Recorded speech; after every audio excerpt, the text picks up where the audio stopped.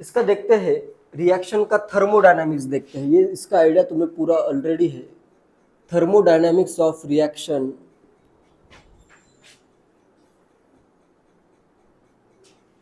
Reaction का thermodynamics. तो इसमें थर्मोडायनामिक्स की स्टडी हमेशा सिस्टम एट इक्विलिब्रियम पे ही होती है, ठीक है। सिस्टम अगर इक्विलिब्रियम पे है तभी उसका थर्मोडायनामिक्स की स्टडी की जा सकती है। सिस्टम अगर इक्विलिब्रियम पे नहीं है तब थर्मोडायनामिक्स की स्टडी नहीं की जा सकती। सिस्टम अगर मूव हो रहा है फॉरवर्ड या बैकवर्ड डायरेक्शन में तब थर्मोडायनामिक्स का कोई यूज नहीं है। सिस्टम जब इक्विलिब्रियम अटेन कर लेता है तभी थर्मोडायनामिक्स का यूज है, ठीक है। तो सबसे इंपॉर्टेंट है, the field of chemistry that describe the properties of system at equilibrium is called thermodynamics. तो इधर अपने को क्या यूज है इसका, इसमें देखो केमिकल इक्विलिब्रियम में पढ़ने के कारण तुम्हें ये बहुत इजीली समझ में आ जाएगा। इधर है अपना फ्री एनर्जी और इधर है progress of reaction. Progress of reaction करता हूँ, ठीक है। इसमें यहाँ पे मैं लेता हूँ रिएक्टेंट, रिएक्टेंट से स्टार्ट करता हूँ। इधर मैं लेता हूँ रिएक्टेंट, रिएक्टेंट की एनर्जी कितनी है, इतनी है, ठीक है। इससे मैं फॉर्म करता हूँ प्रोडक्ट। ये प्रोडक्ट अपना इधर फॉर्म हुआ। प्रोडक्ट की एनर्जी कितनी है, इतनी है। कौन सा ज़्यादा स्टेबल है, प्रोडक्ट ज़्यादा स्टेबल है। जिसकी भी एनर्जी कम होगी, चाहे तो मैं रिएक्टेंट को सिर्फ लिखता हूँ ए लिख देता हूँ, प्रोडक्ट को मैं लिख देता हूँ सिर्फ बी, ठीक है। एक से ज़्यादा भी हो सकते हैं रिएक्टेंट और प्रोडक्ट, वैसे तो एक से ज़्यादा ही होंगे, ठीक है। इधर अपने रिएक्टेंट है, इधर अपने प्रोडक्ट से।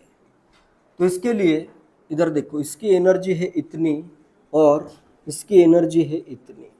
ये जो एनर्जी का चेंज आ रहा है इसे कहते हैं गिव्स फ्री एनर्जी चेंज, ठीक है। पता है सबको ये जो एनर्जी का चेंज आएगा इसको कहते हैं gives free energy change.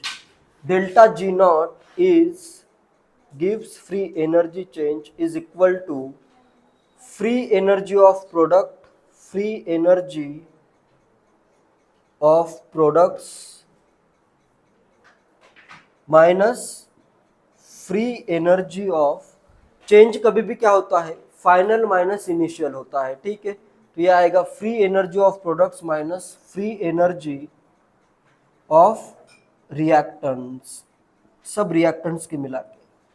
Clear है। तो इस रिएक्शन के लिए डेल्टा जी क्या आएगा, पॉजिटिव या निगेटिव। प्रोडक्ट की एनर्जी कम है, ये वैल्यू कम है, ये वैल्यू ज्यादा है, क्या आएगा, निगेटिव आएगा। तो यहाँ पे अपना जो डेल्टा जी नॉट आ रहा है, delta G naught is negative आ रहा है, ठीक है। डेल्टा जी नॉट अगर निगेटिव आता है तो इसे कहना है एक्सर्गोनिक रिएक्शन, एक्सर्गोनिक रिएक्शन। ये रिएक्शन क्या है, एक्सर्गोनिक है। क्लियर है। नेक्स्ट सेकेंड रिएक्शन में करता हूं। इधर मैं लेता हूं रिएक्टेंट, ट्रांजिशन स्टेट हुआ। इधर मैं लेता हूं प्रोडक्ट, ये है अपना reactant A, product B. Clear है। रिएक्टेंट की एनर्जी इधर है, प्रोडक्ट की एनर्जी ये इधर है। तो यहाँ पे ये जो डिफरेंस आ रहा है पॉजिटिव आएगा, इधर ये free energy, progress of reaction ये तो रहेगा, सेम ही रहेगा। सब रिएक्शन कोऑर्डिनेट डायग्राम में सिंपल इधर एनर्जी या मेनली फ्री एनर्जी होगा और इधर progress of reaction on x axis होगा, ठीक है। अभी इसमें किसकी एनर्जी, पहले तो ये बताओ ज्यादा स्टेबल कौन सा है इसमें, ए है या बी है, ए है। रिएक्टेंट अपना ज्यादा स्टेबल है एज कंपेयर टू प्रोडक्ट, ठीक है। डेल्टा जी नॉट इसके लिए क्या आएगा, पॉजिटिव आएगा। Delta G naught is positive. इसको कहते हैं endergonic reaction, endergonic reaction. Next chemical equilibrium में अपने ये देखा था, जैसे ए टू बी अगर रिएक्शन है तो इक्विलिब्रियम कांस्टेंट क्या होगा, K equilibrium is concentration of B by concentration of A. Simply concentration of product by concentration of reactant आएगा, ठीक है। बाकी तो तुम फाइंड कर ही सकते हो, जैसे अगर अलग अलग कोएफिशिएंट आते हैं, अलग अलग रिएक्टेंट्स आते हैं या प्रोडक्ट्स आते हैं, इक्विलिब्रियम कांस्टेंट फाइंड करना तुम्हें अच्छे से आता ही है। Next, delta G naught is equal to minus R T L N K equilibrium, ये पता है सबको। तो यहाँ पे डेल्टा जी नॉट अगर निगेटिव है, ये अगर निगेटिव है तो के इक्विलिब्रियम क्या आएगा, ग्रेटर देन 1 आएगा, पॉजिटिव नहीं, ग्रेटर देन 1 आएगा। क्लियर है ये? तो इस रिएक्शन के लिए के इक्विलिब्रियम क्या आएगा, फर्स्ट रिएक्शन के लिए, चाहे तो मैं इधर ही लिख देता हूँ, के इक्विलिब्रियम इज ग्रेटर देन 1, या सिंपली मैं क्या कह सकता हूँ, बी का अमाउंट इक्विलिब्रियम पे ज़्यादा होगा as compare to A, B का अमाउंट ज़्यादा होगा ना, या प्रोडक्ट्स का अमाउंट ज़्यादा होगा एज कंपेयर टू रिएक्टेंट्स।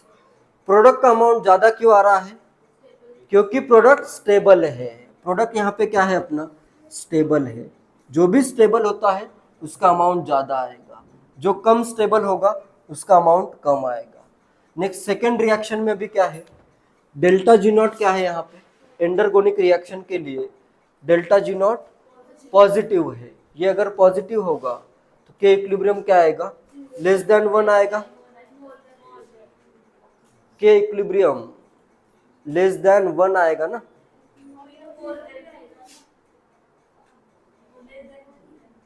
यहाँ पे अगर मैं पॉजिटिव पुट करूँ तो ये ओवरऑल वैल्यू क्या हो जाएगी, इसको मैं डिवाइड करूँ तो इधर निगेटिव आएगा, ln के इक्विलिब्रियम निगेटिव आएगा, e to the power negative is less than 1 आएगा। ये क्लियर है? के इक्विलिब्रियम क्या आएगा इधर, या इधर लिख देता हूँ, के इक्विलिब्रियम कांस्टेंट इसका आएगा लेस देन 1। इसका मतलब क्या है, किसका अमाउंट इधर कम है, इधर अपना b का अमाउंट ज़्यादा आ रहा था, अमाउंट ऑफ b फर्स्ट के लिए amount of b is greater than amount of a, amount of product is greater than amount of reactant. इसके लिए क्या आएगा, अभी अमाउंट ऑफ रिएक्टेंट ज़्यादा होगा, अमाउंट ऑफ प्रोडक्ट कम होगा। इसके लिए आएगा amount of reactant is greater as compare to amount of product.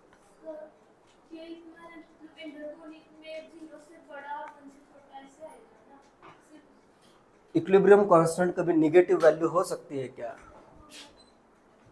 Negative value आ सकती है क्या?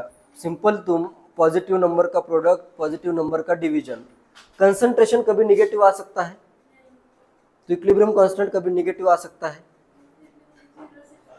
0 से तो बड़ा रहेगा ही ना, कोई भी इक्विलिब्रियम कांस्टेंट तो 0 से बड़ा रहेगा ही, ये तो कॉमन सेंस है। तो मैथ थोड़ी ना चल रहा है कि रेंज बताऊं मैं, रेंज डोमेन बताने के लिए मैथ थोड़ी ना है, ठीक है। इक्विलिब्रियम कांस्टेंट 1 से छोटा होगा, ये अपने काम की चीज है, ठीक है। 0 से बड़ा होगा, ये तो कॉमन सेंस है ना। कंसंट्रेशन हमेशा पॉजिटिव आता है, ठीक है, पॉजिटिव का पावर पॉजिटिव, जो भी होगा के इक्विलिब्रियम तो हमेशा पॉजिटिव ही आएगा। लेकिन यहाँ पे लेस देन 1 आता है, तो यहाँ पे क्या ऑब्जर्व कर सकते हो, अगर अपना जो भी ज़्यादा स्टेबल है उसका अमाउंट क्या आ रहा है, ज़्यादा आ रहा है। सिंपल रूल यही है, ठीक है, नोट करो। इसमें कंक्लूजन किया जा सकता है, जो ज़्यादा स्टेबल है उसका कंसंट्रेशन क्या होगा, जो भी कंपाउंड मोर स्टेबल होगा उसका कंसंट्रेशन इक्विलिब्रियम पे ज़्यादा होगा। तो ये पॉइंट नोट करो, the more stable the compound, the more stable the compound, the greater its concentration at equilibrium. The more stable the compound, the greater its concentration at equilibrium.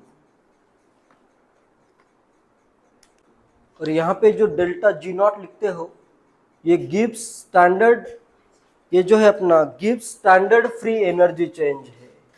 Gibbs standard, ये not जो आता है ऊपर delta G not, ये आता है standard condition क्या क्या होती है? अगर कंसंट्रेशन है तो 1 मोलर कंसंट्रेशन स्टैंडर्ड कंसंट्रेशन होता है। अगर टेम्परेचर है तो 25 डिग्री सेल्सियस स्टैंडर्ड टेम्परेचर होता है, ठीक है। इस केस में एसटीपी के केस में 0 डिग्री सेल्सियस होता है, वो बिल्कुल अलग है। और स्टैंडर्ड प्रेशर होता है 1 atm, ठीक है। Standard gives free energy change में स्टैंडर्ड कंडीशंस क्या होती है? concentration of all species is 1 molar, pressure of all gases is 1 atm and standard temperature is 25 degree Celsius. Mono substituted अगर साइक्लोहेक्सेन्स है, मोनो सब्स्टिट्यूटेड साइक्लोहेक्सेन्स अगर है तो इसमें यहाँ पे जो ग्रुप आते हैं, ये ग्रुप पे डिपेंड करता है कि एक्सियल और इक्वेटोरियल में इक्विलिब्रियम कांस्टेंट क्या आएगा, ठीक है। कौन सा ज्यादा स्टेबल होता है? बल्कि ग्रुप एक्सियल पे ज्यादा स्टेबल होता है या इक्वेटोरियल पे? इक्वेटोरियल पे ज्यादा स्टेबल होता है। क्यों ज्यादा स्टेबल होता है? क्योंकि यहाँ पे 1,3 डायएक्सियल रिपल्शन भी आता है, 1,3 डायएक्सियल रिपल्शन भी आता है। और ये क्या है? ये एंटी में आता है, ठीक है। ये ग्रुप आता है एंटी में, ये वाला ग्रुप आता है गॉच में, ठीक है। तो अपने पास इक्वेटोरियल पे क्या होगा? मोर स्टेबल होगा। ये क्लियर है? रिंग फ्लिप होगी तो ग्रुप एक्सियल का इक्वेटोरियल पे चला जाएगा। तो ये आते हैं equilibrium constant for different groups. ये इधर सब्स्टिट्यूएंट मतलब ये जी दिया है, ग्रुप दिया है। ग्रुप जैसे बल्कि हो रहा है तो ये तुम इक्विलिब्रियम कांस्टेंट ऑब्जर्व कर सकते हो, ठीक है। फर्स्ट क्वेश्चन, इसमें हर एक क्वेश्चन का बस आंसर करो। चाहे तो इधर नंबरिंग कर देता हूँ, 1 2 3 4 5। फर्स्ट क्वेश्चन है, which of the mono substituted cyclohexanes has negative delta G naught for the conversion of axial substituted chair conformer to an equatorial substituted chair conformer. किसके लिए डेल्टा जी नॉट निगेटिव होगा? किसके लिए होगा? किसके लिए होगा? फर्स्ट के लिए होगा क्या? फर्स्ट के लिए तो हाइड्रोजन के लिए equilibrium constant delta G naught is equal to minus R T 2.3 कर देता हूं लॉग के इक्विलिब्रियम है। किस किस के लिए ये डेल्टा जी नॉट निगेटिव होगा? सेकेंड, थर्ड, फोर्थ, फिफ्थ सबके लिए होगा, ठीक है। Delta G naught is negative for all except first one. Hydrogen अगर छोड़ के बाकी सबके लिए निगेटिव होगा, ठीक है। सेकेंड क्वेश्चन है, which mono substituted cyclohexane has the most negative delta G naught value? किसके लिए most negative delta G naught value आएगी? मोस्ट निगेटिव किसके लिए होगा? फिफ्थ के लिए होगा, ठीक है। मोस्ट इक्विलिब्रियम कांस्टेंट देखो इसका मैक्सिमम है, ये अगर मैक्सिमम तो ये वैल्यू क्या आएगी? पॉजिटिव वैल्यू मैक्सिमम आएगी, तो मोस्ट निगेटिव वैल्यू होगी, ठीक है। तो most negative delta G not का आंसर आएगा 5। किसके लिए जी नॉट निगेटिव है उसका आंसर आएगा 2 to 5 सब आ जाएगा, ठीक है। एंड नेक्स्ट क्वेश्चन है, which monosubstituted cyclohexane has the greatest preference for the equatorial position? Which monosubstituted cyclohexane has the greatest preference for the equatorial position? किस मोनोसब्स्टिट्यूटेड साइक्लोहेक्सेन में इक्वेटोरियल पोजीशन के लिए ग्रेटेस्ट प्रेफरेंस होगा? फिफ्थ वाले में ही होगा ना। इसका अमाउंट 4000 है तो इसका अमाउंट 1 है, तो ग्रेटेस्ट प्रेफरेंस इक्वेटोरियल पे किसके लिए होगा? इसका भी आंसर आएगा 5। क्लियर है? एंड नेक्स्ट क्वेश्चन है, calculate delta G naught for inter conversion of axial substituted and equatorial substituted कन्फर्मर of methyl cyclohexane. Methyl cyclohexane के लिए उसने डेल्टा जी नॉट कैलकुलेट करने के लिए कहा है। इजीली कर सकते हो, बस तुम्हें क्या करना पड़ेगा? इक्विलिब्रियम कांस्टेंट की वैल्यू पुट करोगे 18, तो तुम्हारा डेल्टा जी नॉट आ जाएगा। क्लियर है? नेक्स्ट अपने पास gives free energy change delta G naught और enthalpy change and entropy change. इसमें क्या रिलेशन है? Delta G naught is equal to delta H naught minus T delta S naught. Clear है? Endothermic और exothermic आता है टर्म, ये delta H not के लिए एंथैल्पी चेंज के लिए आता है, ठीक है। और डेल्टा जी नॉट के लिए क्या आता है टर्म्स? एक्सर्गोनिक, डेल्टा जी नॉट अगर निगेटिव है तो एक्सर्गोनिक एंड पॉजिटिव है तो एंडरगोनिक, ठीक है। नेक्स्ट एंथैल्पी देखते हैं, एंथैल्पी चेंज कैसे कैलकुलेट होता है? एंथैल्पी चेंज या एंथैल्पी एच करता हूं। एंथैल्पी चेंज कैसे कैलकुलेट करना है किसी भी रिएक्शन के लिए? बहुत इजी है। देखो, किसी भी बॉन्ड को अगर मुझे ब्रेक करना है तो मुझे क्या करना पड़ेगा? एनर्जी प्रोवाइड करनी पड़ेगी या एनर्जी रिलीज होगी? बॉन्ड को अगर ब्रेक करना है तो एनर्जी प्रोवाइड करनी पड़ेगी, ठीक है, ये क्लियर है। और कोई बॉन्ड अगर फॉर्म होता है तो एनर्जी रिलीज होगी, क्लियर है ये? इसी का यूज करना है simply. Enthalpy delta H naught is the heat given off और the heat consumed during the course of reaction. किसी भी रिएक्शन में जो भी हीट कंज्यूम होती है या जो भी हीट रिलीज होती है उसी को क्या कहते हैं? एंथैल्पी चेंज कहते हैं, ठीक है। Heat is given off when bonds are formed. Bond अगर फॉर्म होता है तो हीट क्या होगी? गिवन ऑफ होगी, ठीक है, रिएक्शन से एनर्जी रिलीज होगी। And heat is consumed when bonds are broken. Hence, delta H naught is the measure of the bond making and bond breaking process that occur as reactants are converted into products. तो simply delta H naught को मैं क्या लिख सकता हूं? Delta H naught is equal to energy of bonds being, किसके लिए? जो बॉन्ड तुम ब्रेक कर रहे हो, दो प्रोसेस हो रहे हैं, बॉन्ड को क्या करना है? ब्रेक, एंड दूसरा क्या हो रहा है? Bond formation, form. किसमें एनर्जी कंज्यूम होगी? ब्रेक करने के लिए एनर्जी कंज्यूम होगी ना। तो यहां पे क्या आएगा? एनर्जी रिक्वायर्ड टू या energy required for breaking of bonds, positive आएगा। तो यहां पे आएगा energy required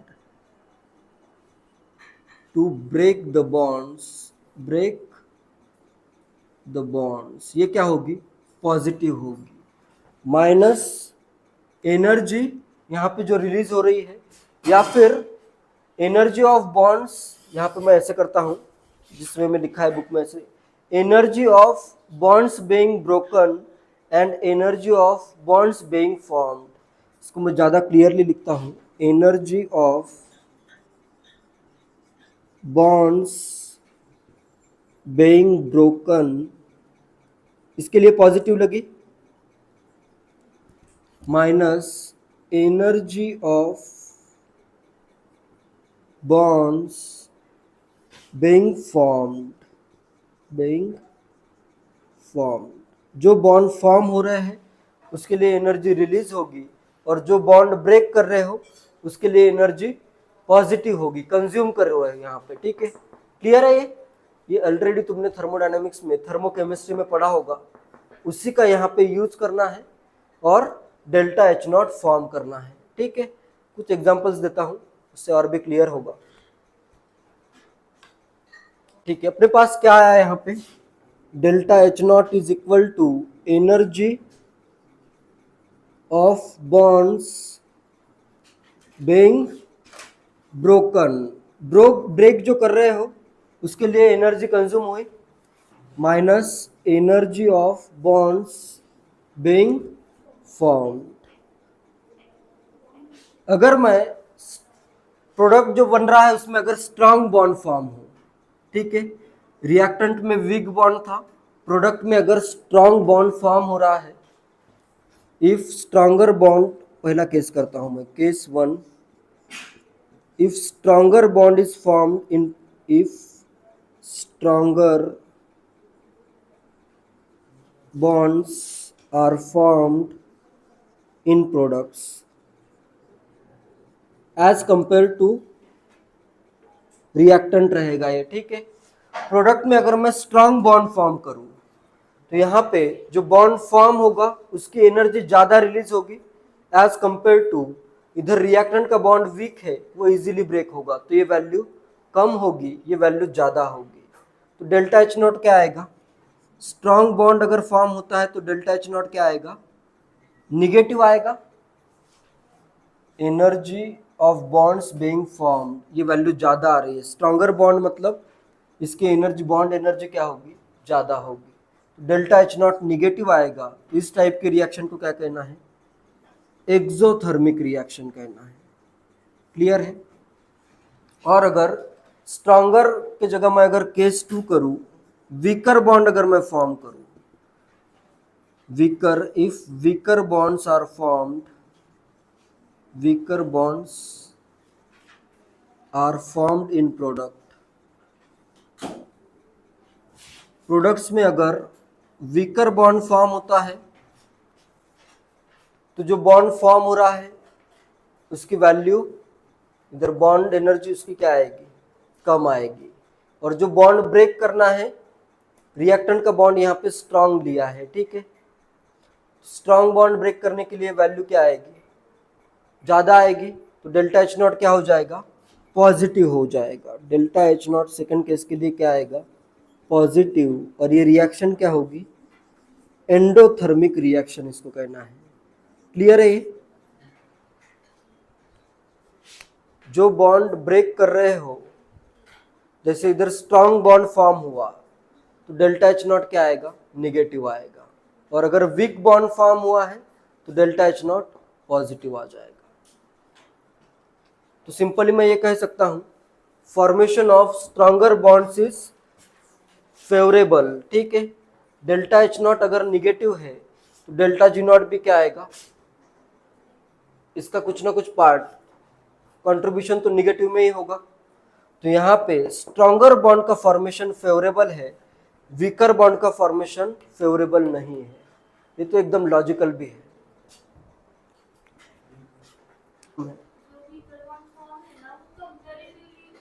as compare to reactant है ये, ठीक है। Stronger bond are formed in products as compare to weaker bond होगा फिर रिएक्टेंट का। इधर weaker bond are formed in products as compare to reactant, reactant का स्ट्रॉन्गर होगा, ठीक है। Next, if the bonds are that are formed in reaction are stronger than the bonds that are broken, more energy will be released as a result of bond formation than that will be consumed in the bond breaking process. अगर strong bond form होते हैं तो ज़्यादा energy release होगी as compare to weak bond form करने के लिए जो एनर्जी कंज्यूम्ड हुई है। And the delta H naught will be negative. A reaction with negative delta H naught is called exothermic reaction. If bonds that are formed are weaker than those that are broken, delta H naught will be positive. A reaction with positive delta H naught is called endothermic reaction. Next, enthalpy के बाद next है entropy. Entropy delta S naught. Entropy simple words में it is the degree of disorder. जितना ज़्यादा disorder होगा उतनी ज़्यादा entropy होगी। It is a measure of the freedom of motion in a system. जितना फ्रीली सिस्टम मूव हो सकता है या जितना उसमें डिसऑर्डर रहेगा उतनी ज़्यादा उसकी एंट्रोपी रहेगी। For example, in a reaction in which two molecules come together to form a single molecule, तो इसमें एंट्रोपी कम होगी या बढ़ेगी, बताओ। दो मॉलिक्यूल्स है मेरे पास इनिशियली A प्लस बी, जिससे बन गया AB। तो क्या होगा, इन दोनों को मूव होने के ज्यादा चांसेस थे, अब ये कंबाइन हो गए तो ये कम मूव हो गए, तो यहाँ पे एंट्रोपी क्या हो जाएगी, कम हो जाएगी। ठीक है, क्लियर है ये। तो इसमें सिंपली क्या कह सकता हूं मैं, delta S naught is freedom of motion of product minus freedom of motion of reactant. Delta S naught is equal to freedom of movement of product minus freedom of movement of reactants. Product अगर ज़्यादा move हो सकते हैं, easily move हो सकते हैं, तो उसमें डेल्टा एस क्या आएगा, पॉजिटिव आएगा। ठीक है, एंड नेक्स्ट डेल्टा एस अभी किसी भी रिएक्शन में क्या फेवरेबल रहेगा, delta G naught is equal to delta H naught minus T delta S naught. Delta G naught अगर ज़्यादा निगेटिव है, मोर निगेटिव, तो रिएक्शन क्या होती है या प्रोडक्ट्स क्या है, ज़्यादा फेवरेबल रहेंगे। तो इसके लिए डेल्टा एच नॉट क्या होना चाहिए, निगेटिव होना चाहिए। ये अगर मुझे ज़्यादा मोर निगेटिव चाहिए तो ये क्या होना चाहिए, निगेटिव होना चाहिए। और डेल्टा एस नॉट क्या होना चाहिए, पॉजिटिव होना चाहिए। तो इसका मतलब ये है, अगर प्रोडक्ट में स्ट्रांग बॉन्ड फॉर्म होते हैं तो रिएक्शन फेवरेबल है। एंड नेक्स्ट, प्रोडक्ट अगर डेल्टा एस पॉजिटिव मतलब फ्रीली मूव हो सकता है, ज़्यादा अगर मूव हो सकता है, उसमें अगर डिसऑर्डर ज़्यादा है प्रोडक्ट साइड में, तो वो भी क्या है, फेवरेबल है for the formation of product. क्या क्या फेवरेबल है, स्ट्रॉन्गर बॉन्ड्स, एंड सेकंड क्या है, मोर फ्रीली वो मूव होने चाहिए, मतलब डेल्टा एस नॉट पॉजिटिव आना चाहिए। ये क्लियर है।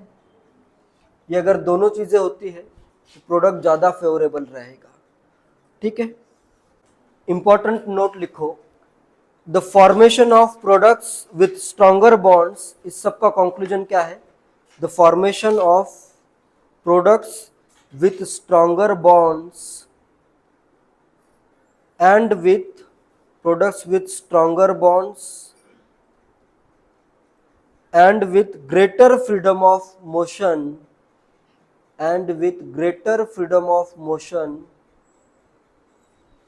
causes delta G naught and with greater freedom of motion causes delta G naught to be more negative or simply negative, causes delta G naught to be negative।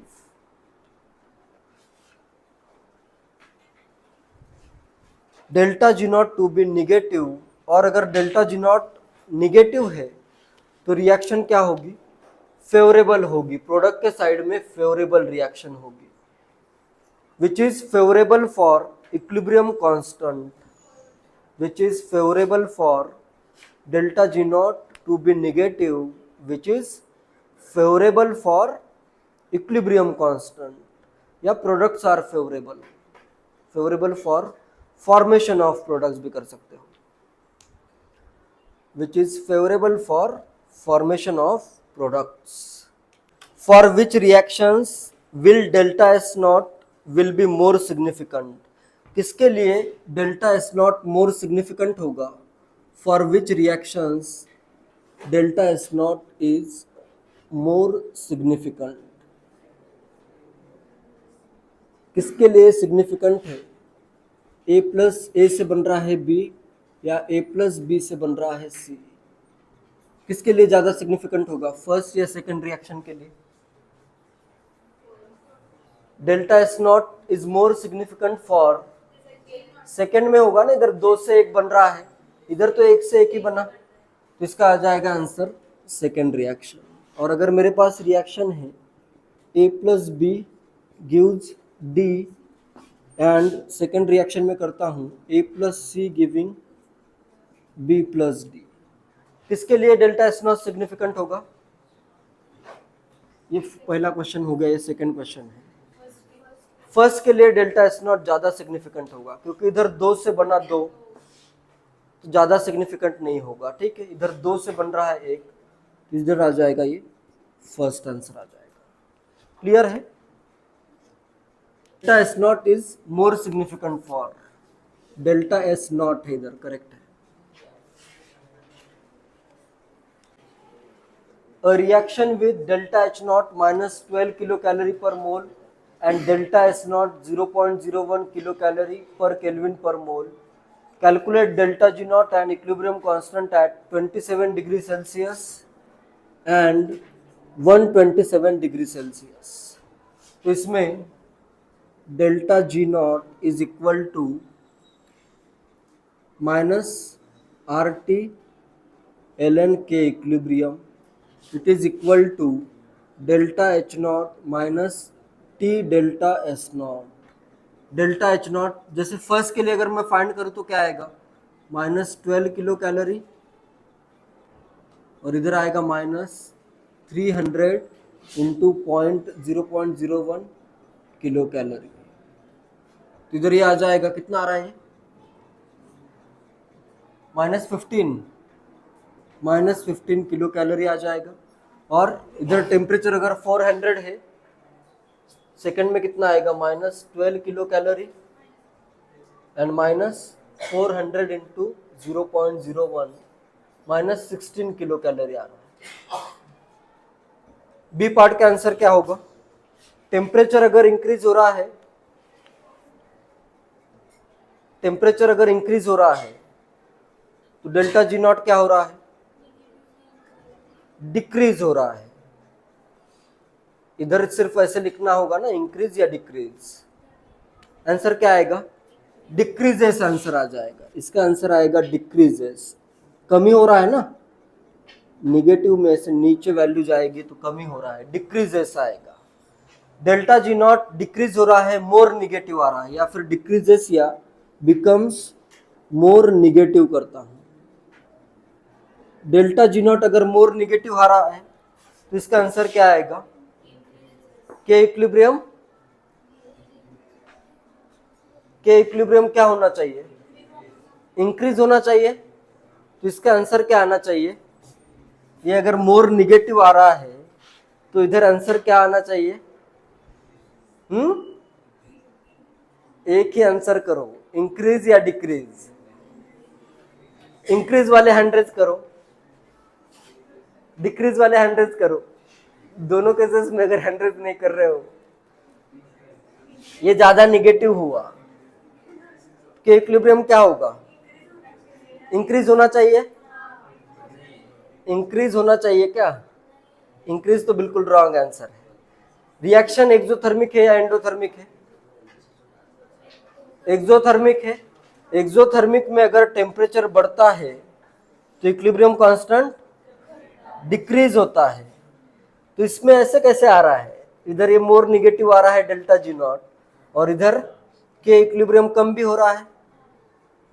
Temperature बढ़ने पे delta G not more negative आया और equilibrium constant decrease हो गया। इसका answer तो आएगा decreases. Want of equation लगाओगे, वांट ऑफ इक्वेशन का यूज करोगे ना इधर, तो क्या आएगा, टेम्परेचर बढ़ेगा एक्सोथर्मिक के लिए तो के इक्विलिब्रियम डिक्रीज हो जाएगा। आंसर तो इसका डिक्रीज ही है। कहां पे मिस्टेक हो रही है,